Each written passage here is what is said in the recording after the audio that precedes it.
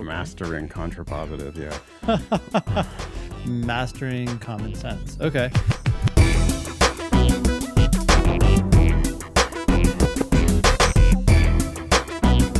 Hello and welcome to episode 494 of the Thinking LSAT podcast. I'm Nathan Fox. With me is Ben Olson. We're the co-founders of LSATdemon.com and the LSAT Demon Daily podcast. We have a free class coming up on March 9th, 7 p.m. Eastern. It's called Demon Foundations. LSAT Demon teacher Brandon is going to be teaching that class. Should be an excellent introduction to all things LSAT Demon.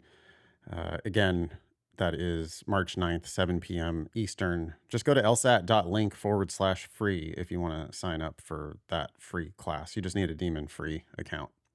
Ben, we have an announcement from Law School Admission Council. They announced the LSAT dates for the next, what they call cycle. So August 2025 through June of 2026. We now have all of those score dates, registration deadlines. Is that all in that? I don't think we have registration deadlines. That's what we're missing. So they'll tell us when the test is, and they tell us when the score releases are, but they're not telling us when like the registration deadline is, which is usually 6 weeks before the test. Any surprises on the testing dates for late 2025, early 2026? No, not really. Yeah, I don't think any surprises at all. There are 9 test administrations for those who are taking the test in the United States or Puerto Rico, U.S. Virgin Islands, and Canada. If you are taking the test anywhere else, Europe, Asia, South America, you only have 4 test administrations. Those are October, January, April, and June. So 9 administrations for people who, mostly U.S. and Canada, and then anybody taking it from places around the world, there's only 4 administrations per cycle. Yeah. So the ones that, the upcoming ones that are just announced for the remainder of 2025, we have a test in August, a test in September, a test in October, and a test in November. So 4 straight months coming up this late summer and fall.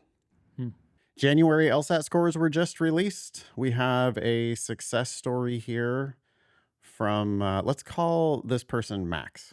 The subject line is keep testing until you max out. I wanted to take a moment to give extra support to your comments about just how important it is to test until you get your highest possible score in your range. I had a few official test scores in the low 170s, but I knew I could do better, so I kept testing. The day after my 176 score was released, I received my first offer from an Ivy League school. This was after having been under review for several months with my low 170s. In an ideal world, I probably would have just waited for my 176 rather than submitting earlier, but the point still stands. Getting my highest possible official score made a difference immediately. Most of my friends said I was crazy for retesting after a 171, and everyone said I was nuts for not being satisfied with a 173. I knew you were both right, though, and I'm glad I listened. Max. I mean, Max knew that we were right because Max had practice tests that were better than Max's official score on record. Yeah. It's like very simple. You don't have to do complicated calculus or whatever. It's just not heavy lifting to figure that out. If your practice tests indicate you can do better and you still have attempts left, official attempts, I mean, you're limited on how many attempts how many times you can try. Yep. And law schools only care about your highest score. Mm-hmm. Add all that up, and it's just very obvious that if you can do better, as demonstrated by your practice test scores, you'd be crazy not to. It would have been insane for, Max's friends are calling him crazy. But no, it would have been crazy not to retake that 171. Yeah, look, it changed the decision of an Ivy League school. They were going to waitlisting him, or I guess holding his application under review. Is that different than waitlisting? I don't know. Maybe they just didn't respond at all. So they were unsure what to do, and this made the difference. Even the 173 didn't make a difference. Yeah. Well, I mean, at the top schools, like we don't know what schools he's talking about here with Ivy League school, but Yeah. Harvard is an Ivy League school, and 173 is going to be below their median. 176 is going to be at or above their median. Mhm. So, like with Max's 171 or 173, he's lowering the prestige of the school. With a 176, he's maintaining or raising the prestige of the school. That makes a difference in law school admissions. Yeah. So yeah, there's just no downside to retaking. It's not about like how good in absolute terms your score is. It's about how good relative to your practice test scores your score is. Okay. This next one is from Kelsey. She didn't perform as well as she would have liked on test day. So far, she got a 161 cold diagnostic, which is extraordinary. She then had a 177 as her practice test, the highest practice test score she got. But Unsurprising. If you start with a 161 cold diagnostic, then like you're gonna get into the 170s. I'm sure of it. yep. And then apparently she got a 162 in January on the official test. Kelsey says, "Hi, Ben and Nathan. I will say that on test day, I just could not lock in. While I'm normally someone who is really good at honing in on each question stem, on test day, it felt like I was reading literal gibberish." That should be homing in, not honing in. You can't hone in. Hone means sharpen. You can hone a knife. You can't hone in on anything. You can home in on something. Anyway, sorry for being It's a grammar very Nazi. common. Yeah, it's all right. It's a very common mistake, right? Almost everyone says honing, but it's homing. Yeah. Homing in.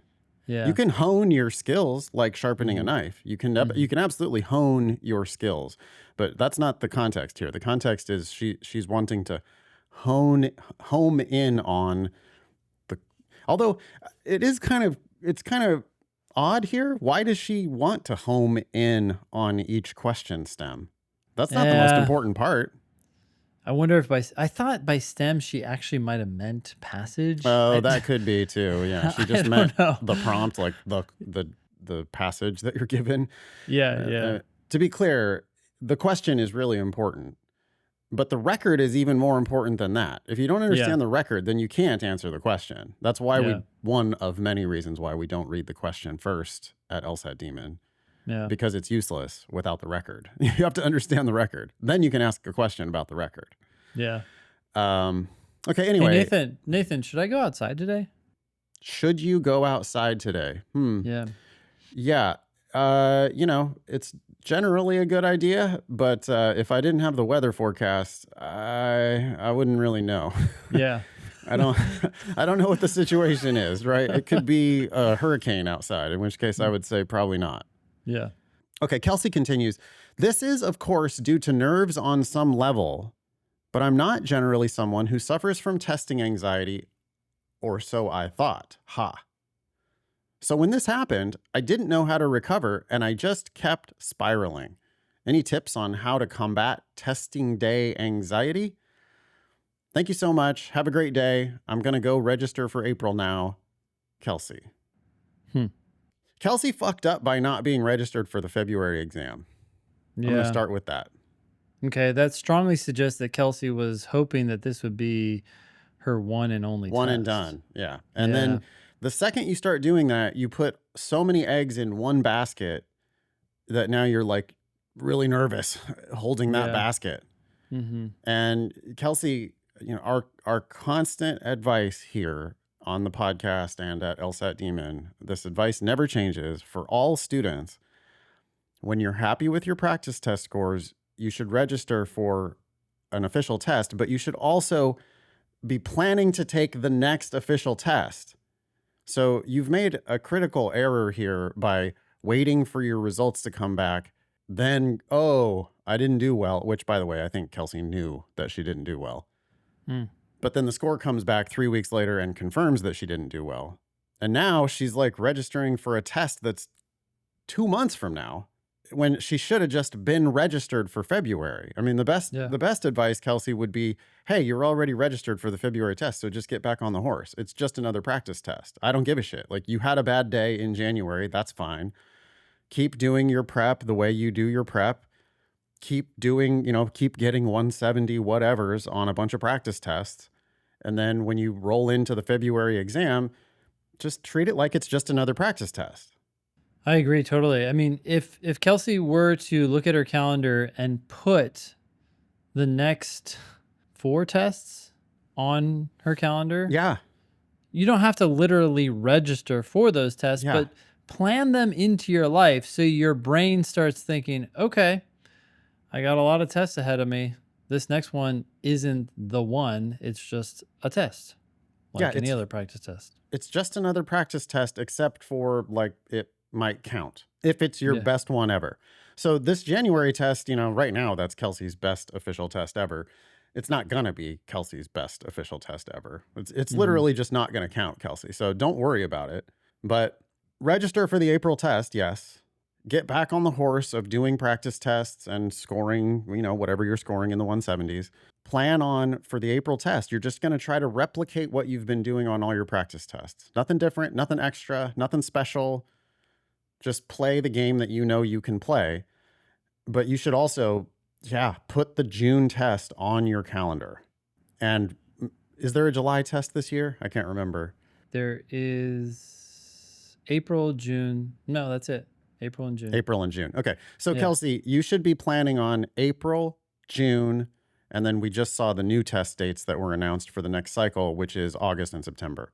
Yep. So Kelsey, I want you to, on your calendar, mark off the April test, the June test, August, and September. Mm-hmm. And your plan is, I'm going to exhaust all 4 of those attempts if necessary. Of course, the second I knock it out of the park on any one of those, well, then you just trot around the bases. You don't like stay there at home plate and ask for another pitch. You just accept your home run. Mm-hmm. But like when people do this, and I'm sorry for the baseball analogies, but it's like they're walking up there to the plate and going like, let's just start at strike 2. Yeah. I only want one. I only want one pitch. I only want one swing at it. Here it is. Let's go. And then, yeah, I'm ready, and it's like, okay, well, boy, that's a lot of confidence, but you sure about that? Because I don't know, maybe it's not your pitch. Everyone else is taking all 3. Yeah. And in LSAT terms, 5. Yep. So Kelsey, you've got still a bunch of more swings. There's nothing to be like depressed about, sad about, anxious about. But this should be a cautionary tale for everybody else. I don't care how good your practice test scores are, you could underperform on any one official attempt. So because of that, you should plan on multiple official attempts, and you should just have them stacked up. Look, if Kelsey wants to apply at the beginning of the next cycle, now because she skipped the February test, she's got April, June, August, and then it's like, well, I mean, I'd prefer that you have your applications in at that point. So don't get me wrong, Kelsey. You should absolutely be planning to take that September test as your 5th attempt if necessary. But it would have been even better if you were taking February, April, June, August, and then done. All right. We have 2 emails here about logical reasoning possibly becoming more like logic games. Okay. First one, let's call it, it's anonymous, but we're gonna stop with the anonymous. But just let's use pseudonyms. Yeah. Well, this person's email ends with pretty lame, so pretty lame. Okay. Yeah. The subject is, LR is the new LG ? I've heard February test takers say that there was an increase in questions that incorporated formal logic and elements of logic games within logical reasoning that requires in air quotes, Good. diagramming and mastering contrapositives. Okay. Mastering contrapositive, yeah. Mastering common sense. Okay. Yeah. I know the demon philosophy discourages diagramming and all that nonsense, but if this increase in formal logic is the case, would it be worth incorporating what into one study plan? incorporating diagramming? That's actually not clear. I hope not, says Pretty Lame. Diagramming is pretty lame. Diagramming is very lame, and it hurts students far more than it helps them. I think that it could maybe have a place sometimes in teaching, but I don't find it necessary at all. I don't even have a whiteboard anymore when I teach my classes.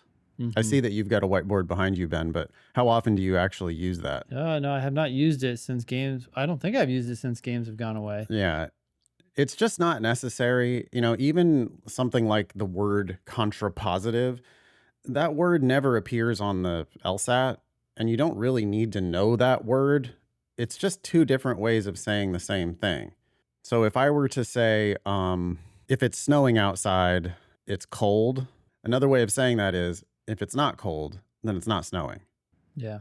And that's the contrapositive.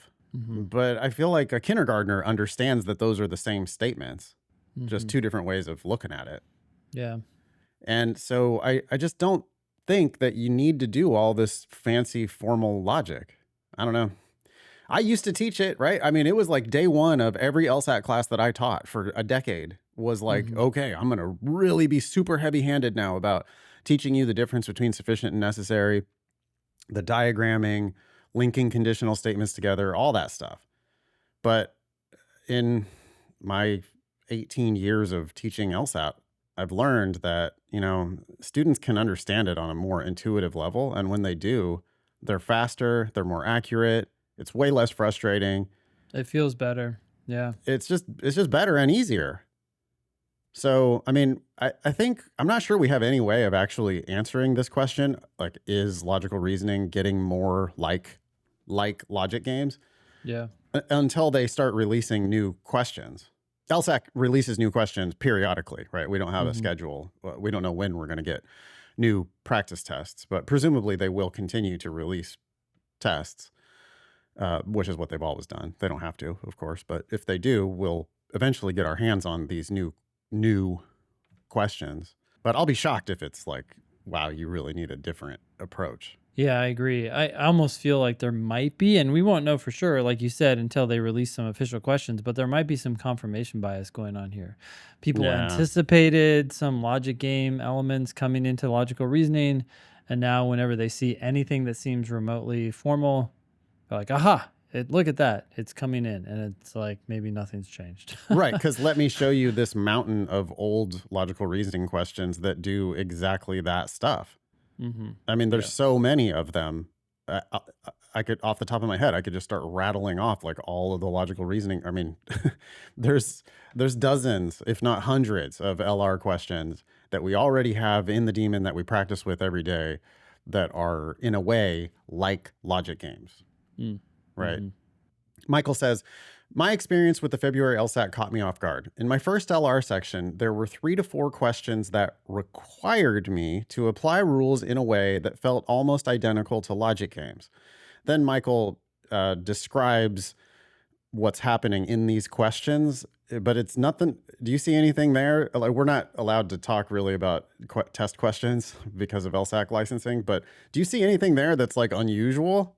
No, in fact, this first sort of example kind of reminds me of a previous logical reasoning question that had the same kind of setup. And even the same second one topic. reminds me of the Mr. Tannish, right? The diamonds one. Yeah, that's a funny question. Yeah. Yeah. Okay. But Yeah. so it's like, this is not new. I mean, every test that comes out, this is, boy, you want to talk about something that's not new. Every test in the entire history of my time teaching LSAT, on every single test, there are students who are convinced that something different, something new. Yeah. Oh, we've never seen anything like this before. It's a Yeah. whole new game. How many times have you heard that? I have, yeah, I've heard that a lot. It's almost never the case. Although I'm trying to think about what was it the substitution questions that they added to logic games? That was new. That was When they're- legitimately new when they Sure. started doing substitution Sure. questions. Yeah, which of course now is moot because we don't even have logic games anymore. But yeah, so it is true. It is true that they slowly evolve the test over time, Yeah. but slowly. They don't want to get sued. Also, they're not just like reinventing the whole test it It seems to works. work. Yeah. So, Why would they? Right, yeah. exactly. So people are freaking out. Like, yes, I think you're right. I think there's some confirmation bias. I think that people got it in their head that this was going to be happening, and then so now they're just talking about it on Reddit, and they convince themselves in the echo chamber that this is actually happening. If Mm, it is happening, it's happening in miniature, yeah. and it isn't new to the extent that I guarantee the question is perfectly solvable just based on the words on the page. It means what it says, and it Yeah. says what it means, and they're just asking you questions about a record. They're going to give you a record, and then they're going to ask you questions about it. So, with no prior prep, right? You don't, Michael says, required me to apply rules in a way that felt like logic games. Well, I mean, it required You're, you to read yeah. it and understand what was there and to like make connections between some rules. Sure.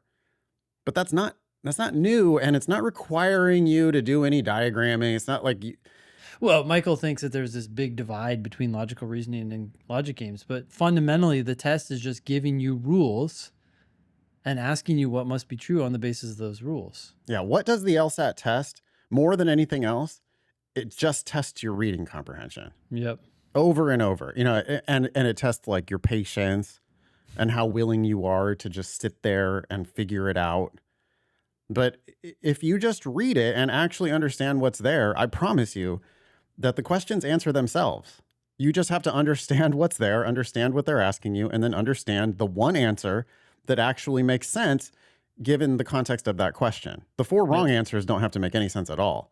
But the right answer is the one that actually answers the question based on that record. And that's just never changed, right? That's been true for decades. Before we even started teaching the LSAT, that was true.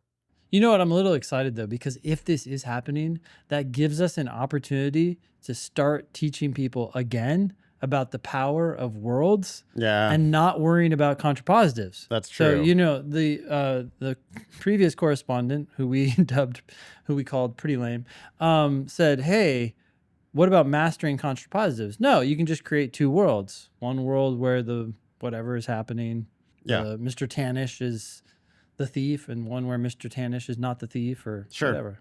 Yeah, or like go back to your so what if Ben had a rule, if there's not a hurricane, I should go outside.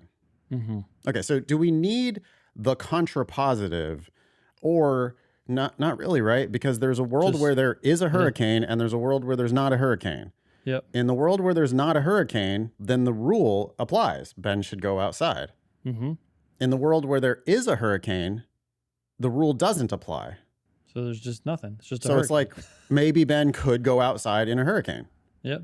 According to that rule. Again, the Yeah. rule was if there's not a hurricane, Ben should go outside. So yeah, two worlds. There's a world where the rule applies, and there's a world where the rule doesn't apply. When the rule doesn't apply, the rule doesn't apply. You don't have to like think about the contrapositive or whatever. Yeah. The irony, right, Ben, of teaching sufficient for necessary and teaching the contrapositive, the irony is it causes people to confuse sufficient for necessary Hmm. because they start thinking that, oh, well, so if there is a hurricane, then Ben shouldn't go outside Yeah. because that's the contrapositive. Yeah. No, that's not the contrapositive. If there is a hurricane, there's no rule. Yeah. And that's very simple to just accept once you accept that. Yeah. What does the if statement say? Okay, I know what happens in that situation. Outside of that if statement, I don't know. So end of story.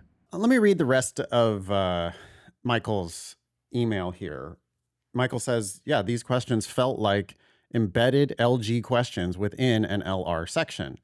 I've heard rumors that recent LSATs have incorporated logical reasoning questions with formal logic elements similar to logic games, but I dismissed them as speculation. Now I'm concerned. Since I started studying after LG was removed, I never focused on LG practice. I'm worried that this gap in my preparation could affect my ability to reach my target score, especially given the fact that I had to completely guess the LG-like questions I encountered today. What? No, you didn't. You gave up, dude. You did. Yeah, I This mean, is it's what a just, lot of people did, right? With yeah. games. They saw the games, they saw the rules, and they said, I don't know what to do with this. And they just I put their never pencil down. studied how to do this. Well, you don't Yeah. need to study how to do that. Yeah. What's it fucking say? Like, put the pieces of the puzzle together. You're a smart person. Hmm. You can solve a Sudoku puzzle. You can solve a crossword puzzle. You can solve whatever, you know? Video games that you play have puzzles all the time. Take the information you have and think about it. I guarantee this is a tragedy because Michael is skipping. I would wager that these questions are easier probably than the questions that he ended up doing, right? Because he's like skipping them and moving Hmm. on and doing Yeah. questions later in the section, which the questions get harder the deeper you get into the section. So if Michael had 3 or 4 or 5 skips, then now all of a sudden he's like on question number 19 or 22 without having harvested those earlier, easier, like it might superficially look hard. Oh my God, this is like a logic game. Yeah, but it's question number 6. Hmm.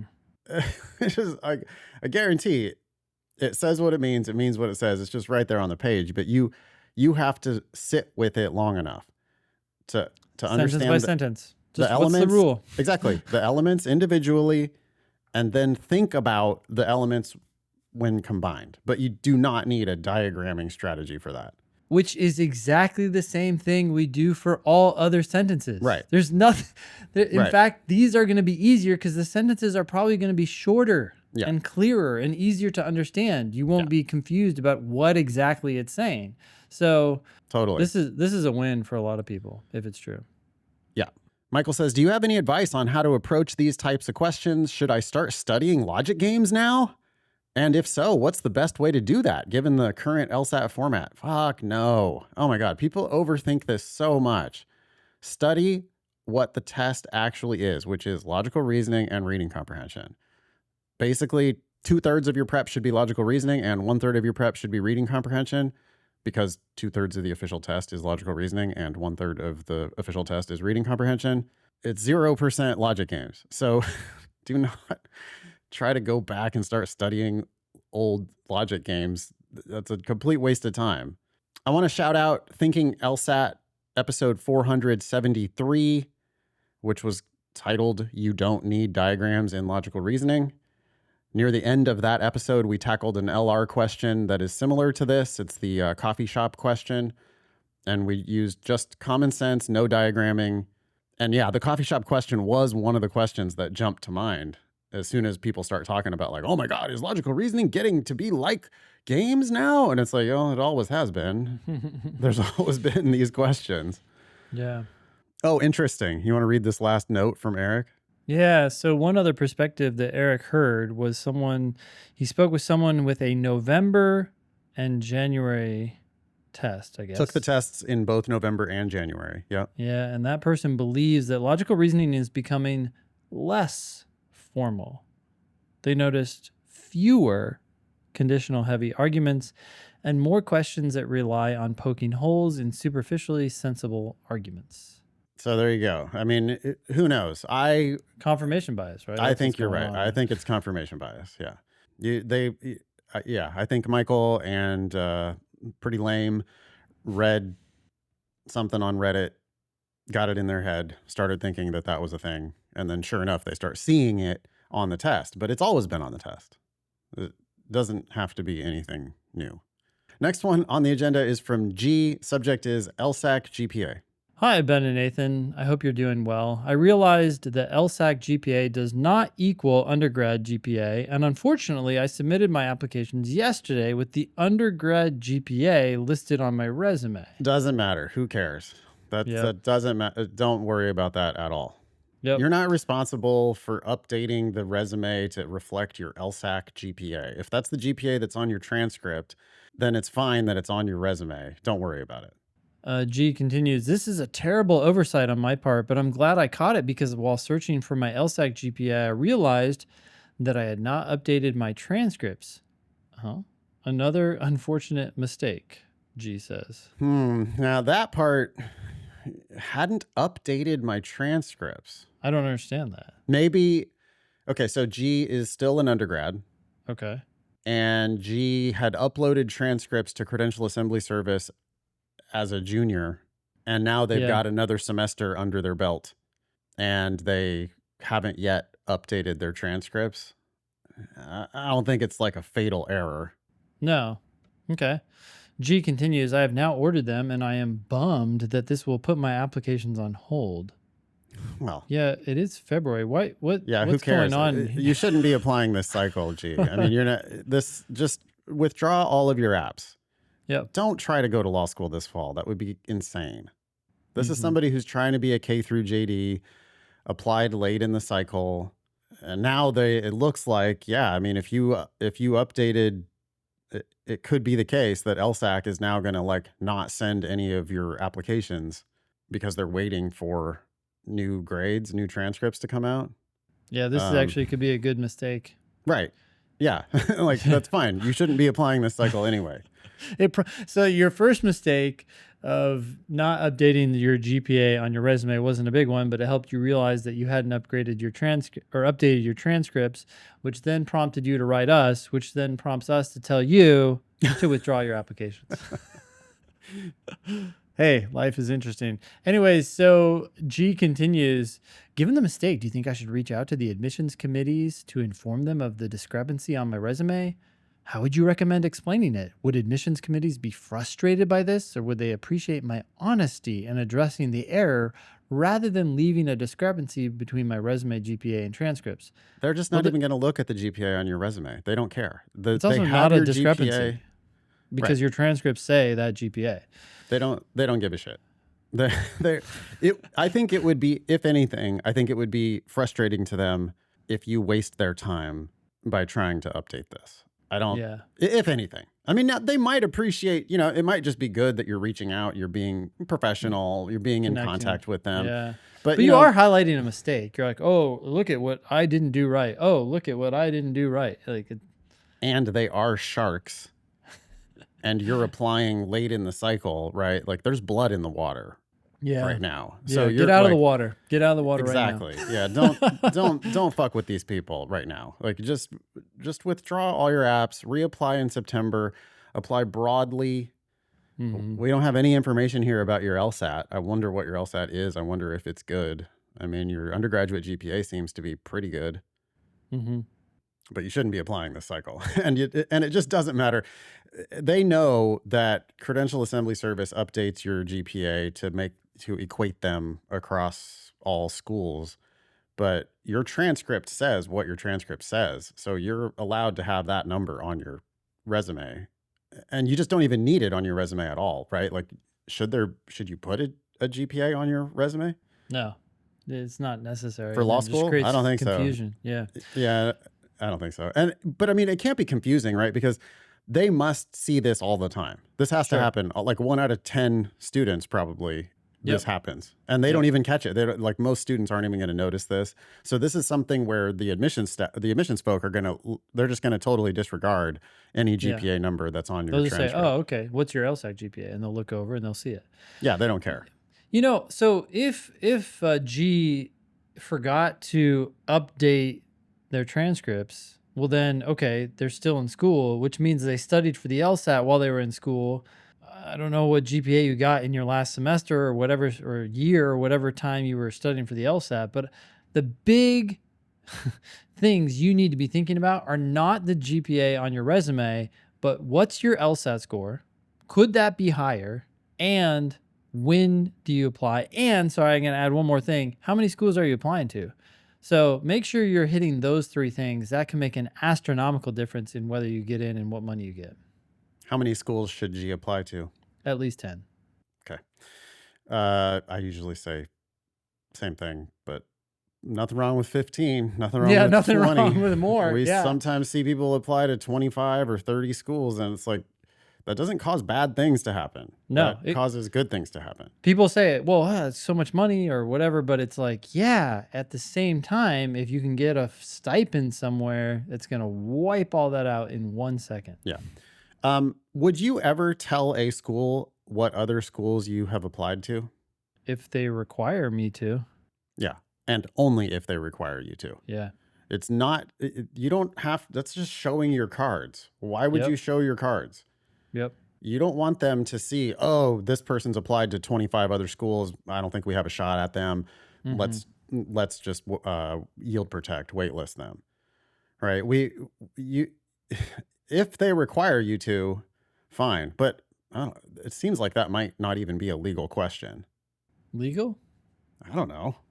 It's not ADA though, right? So Well, it's not an ADA issue, but there's other laws besides the ADA. I mean, like, I'm thinking about like fair competition. I'm thinking about like antitrust mm, or something. Like, really? mm. Are you allowed, like, a required? Could I, as a car dealer, require you to tell me all the other car dealerships that you are visiting? I feel like you probably could. You could say, "Hey, I don't want to talk to you unless you tell me this information." It's just that it's not very palatable, and so then you're going to lose customers. Okay, yeah. I mean, I have never seen this as a required question. Maybe it is a required question, and Hmm. I don't know. But Hmm.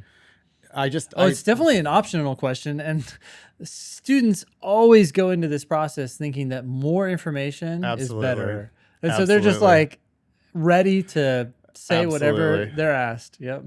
People are so full of themselves, and they really think that, like, yeah, these people are on my side, and all I got to do is They'll just tell my understand. full story, and they'll be on my side. No, no, that's not how this works. They're looking to get you to pay the maximum that you would be willing to pay to go to their school. Hmm. And they're only going to admit you if they think that you're going to either raise the prestige of the school or pay the bills. That's what they're looking for. And if you can do both, great. They'll take All the it. better. All the better. If yeah, Yeah. like early decision programs, Hmm. binding early decision programs, the what do they call it? 3+3 Oh, programs, those types of bullshit. yeah. Um, not good. Not those are not in your favor. And the oversharing, it's just amazing. I saw an application recently from one of our former students who did not have a successful cycle. And the oversharing is just wild. It's just like you have no idea how people are perceiving you. Yeah. When you just Yeah. vomit out all this information, including this this applicant had answered the optional question. I presume it was an optional question. Maybe it wasn't. Maybe it was required. But they had answered the question of what other schools you're applying to. And it's like, how is that? It's not ever going to benefit you to Yeah. share that information. Well, I would also say that oversharing tends to fall into this category of like people like to show how they're a victim of a circumstance, right? Oh yeah. Like, oh, I this is the thing I did to overcome this problem that I had, and they're focusing on what they did to overcome it. But the question always seems to come up, which is, why are you in that situation and why are you blaming this other person? Like, I'm not immediately going to take your side. You're saying your landlord was, overly strict. Like, was it really the landlord's problem or was it Yeah. your problem? Right. And I will give one piece of just blanket piece of advice. Yeah. Stop fucking talking about your own legal battles in your application. Yeah. That is not good. The Yeah. fact that you went to court for your own matters is bad. Not good, bad. Hmm. The other, like a sensible, critical, skeptical reader is going to think, oh, wow. How'd you, why? Really? You Well, couldn't work these things out yeah. amicably some other way, Yeah. I mean, strategically some other way. yeah. Like there's another side to this story. Yeah. Otherwise, you wouldn't have ended up in court. And so everybody thinks that they're like completely in the right, like it's just, and that's just such a bad look. You're just not recognizing the reality that there's two sides to every story, and people are going to be skeptical of your bullshit. They're just Mhm. not going to be immediately on your team. So, Yeah. in general, optional essays, just omit that shit. Hmm. Personal statement, write about successes, write about wins. Don't write about dramas that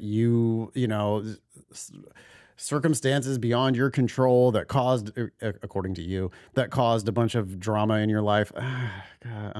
No. And you fighting the man is maybe the worst thing you could write about. I mean, it's so funny. Like people talk about fighting the administration The at good their fight. undergrad. Yeah. Yeah. Like, what? How do you think that's going to be in your favor? Yeah. Okay. Anyway, next one is from Ethan. The subject is answering questions solely based on elimination. Okay. Do you think there are times when you can be confident in an answer simply because you have eliminated all the other possibilities?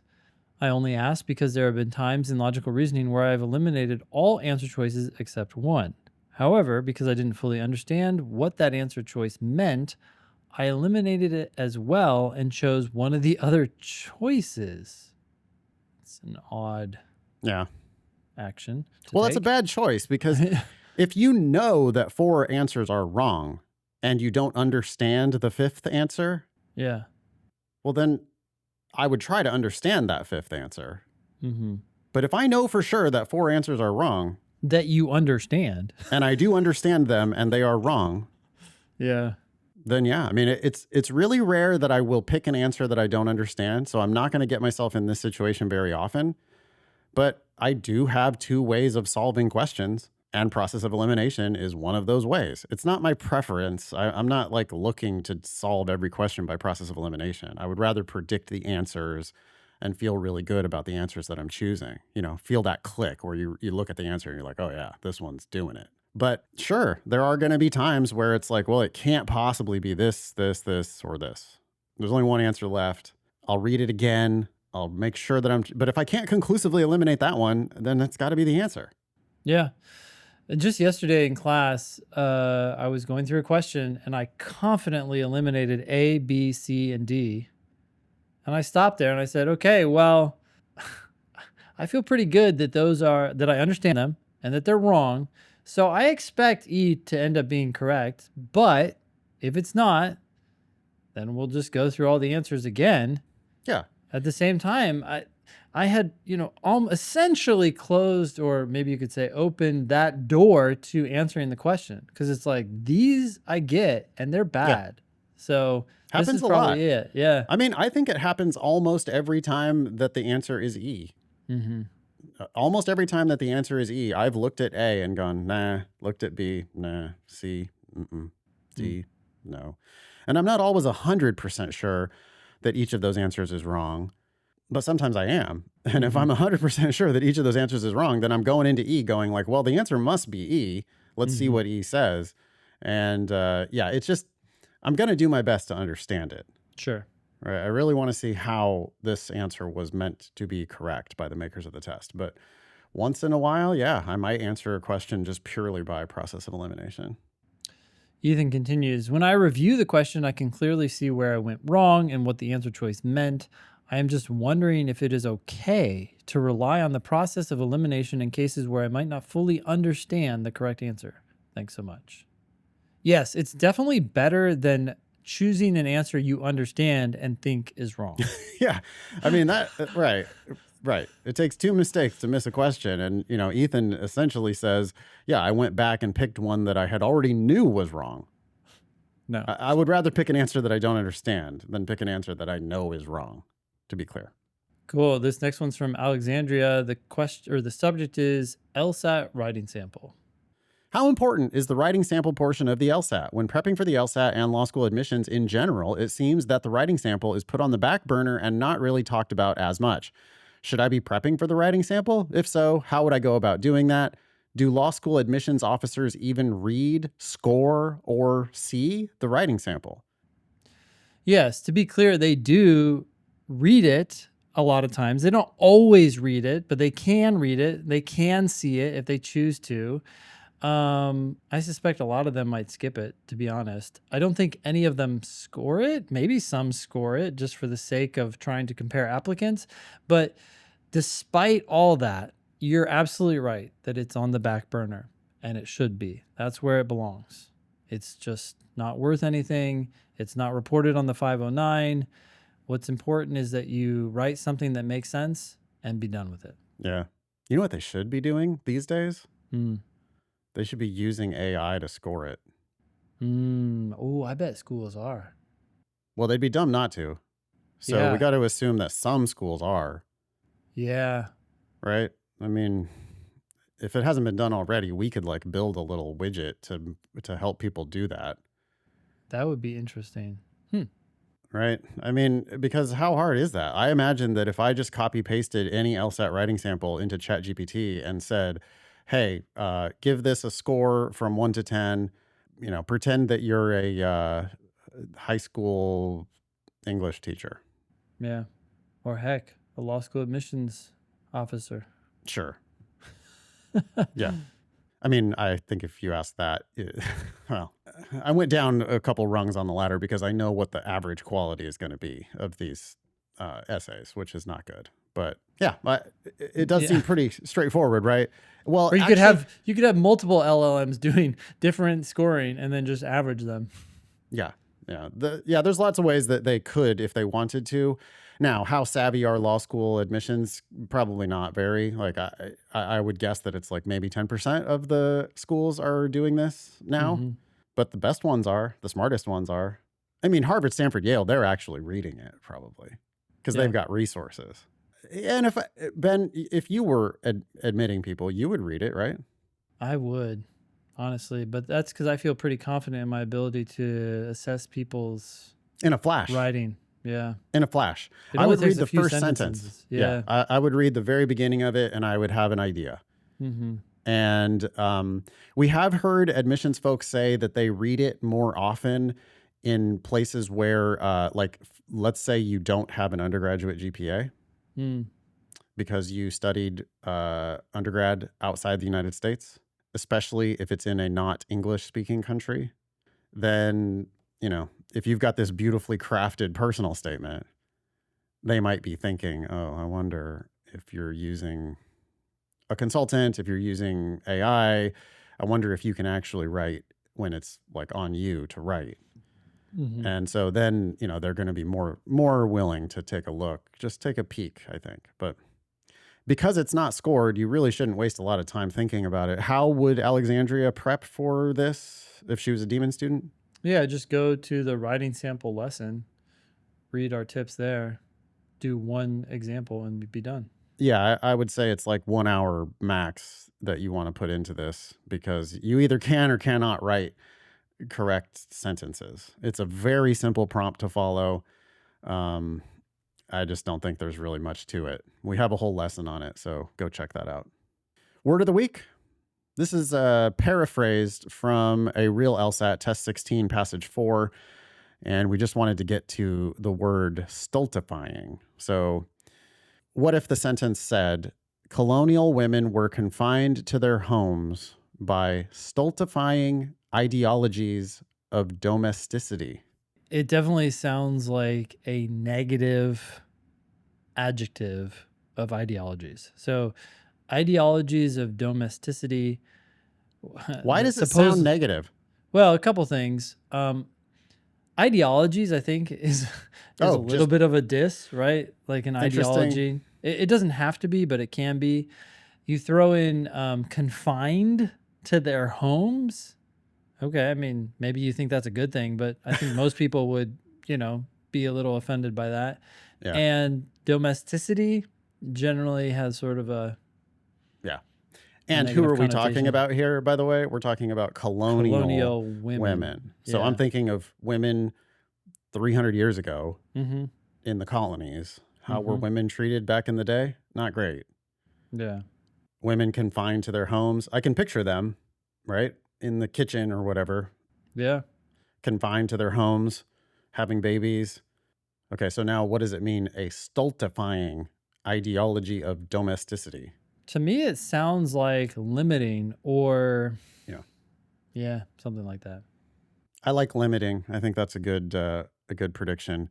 So the definition, according to Merriam-Webster, to have a dulling or inhibiting effect on, or to impair, invalidate, or make ineffective. Hmm. Second definition is to cause to appear or be stupid, foolish, or absurdly illogical.